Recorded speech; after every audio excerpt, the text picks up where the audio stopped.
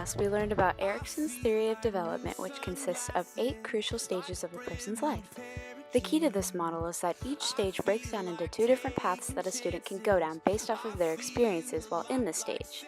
For example, the one I focused on most as a peer leader was stage 5, which is identity versus role confusion. In this stage, people may either understand their identity and learn the virtue of fidelity, or become confused because they never found a place they belong. This stage is significant because it is the stage that many students undergo in college. Their ability to find a place where they feel like they can fit into can determine whether they will leave this stage in a positive or negative way. This ultimately impacts the rest of their life. As a peer leader, I took this into account so that when meeting with students, I could identify what that student specifically needed based off of what stage they were in.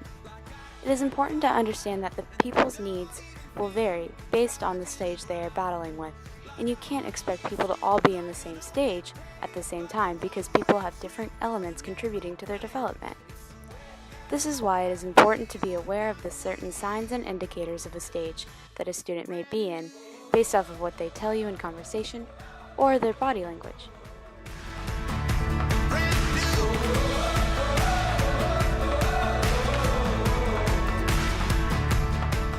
One of the lessons I took away from our readings was in Chapter 5 of Dungy. He tells us that as leaders, we are called to impact others, but the situation is going to look different for everyone. Everybody has different strengths and weaknesses, so we are naturally drawn to situations that are in need of the things we are good at providing. This is how we individually make impacts. Some people's situations or impacts that they make may seem greater than others, but no matter if the impact is small or large, it all plays an important role in God's larger plan for everyone. In Samth Chapter 4, I learned about the qualities of a leader. This was a good self-evaluation page for me when thinking about ways I could be a better leader. The Mentor Companion book gave me concrete steps to making the transition into college easier for freshmen.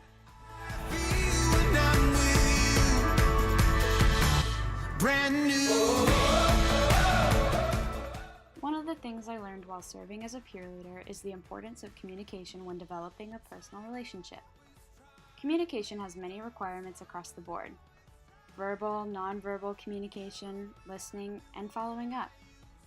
I had to practice all of these when meeting with students.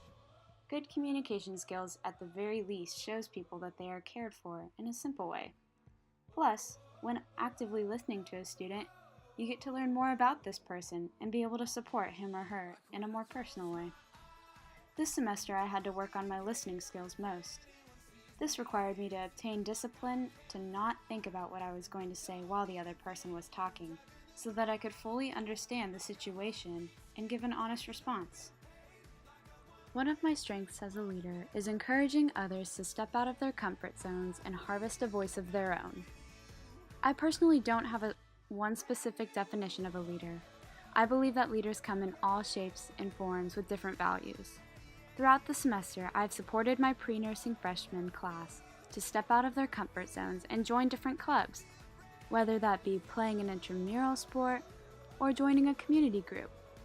But above all, to reach out for help if needed, whether it be academic tutoring or maybe referring them to the counseling center for other services. I have made it a point to stress the importance of utilizing on-campus resources.